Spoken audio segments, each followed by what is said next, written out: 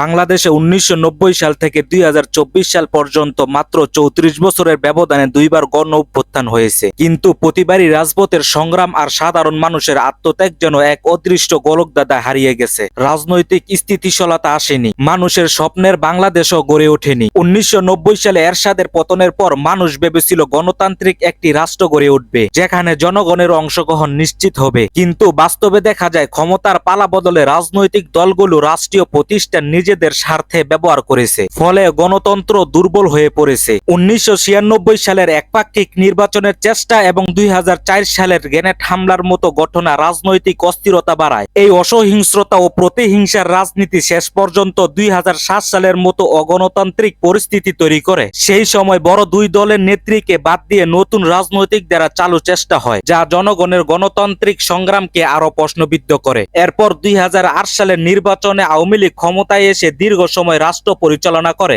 যেখানে বিরোধী দলের মত দমনের অভিযোগ ছিল। ২০২৪ সালের জুলাই আগস্টের ছাত্র জনতার গণ অভ্যুত্থান ছিল এক অভূতপূর্ব জাগরণ। কোটা সংস্কারের দাবিতে শুরু হওয়া আন্দোলন দমনের মুখে বৃহৎ গণ আন্দোলনের রূপ নেয়। একদলীয় শাসনের অবসান ঘটিয়ে নতুন বাংলাদেশের স্বপ্ন দেখেছিল মানুষ, কিন্তু বাস্তবে সেই পরিবর্তন দৃশ্যমান হয়নি। কোটা প্রথা পুরোপুরি দূর হয়নি, বৈষম্য রয়ে গেছে। রাজনৈতিক অধিকার, নিরাপত্তা ও মানবাধিকার নিশ্চিত করা প্রতিশ্রুতি পূরণ হয়নি। ইতিহাস যেন বারবার পুনরাবৃত্তি হচ্ছে। সরকার পরিবর্তন হলেও কাঠামোগত পরিবর্তন আসেনি। জবাবদিহিতার অভাবে সাধারণ মানুষের আশা পূরণ হয়নি। ফলে চাঁদাবাজি, খুন, সহিংসতা এসব সমস্যা থেকেই গেছে। আর এভাবেই বাংলাদেশের গণ অভ্যুত্থানগুলো বারবার বেহাত হয়ে যায়।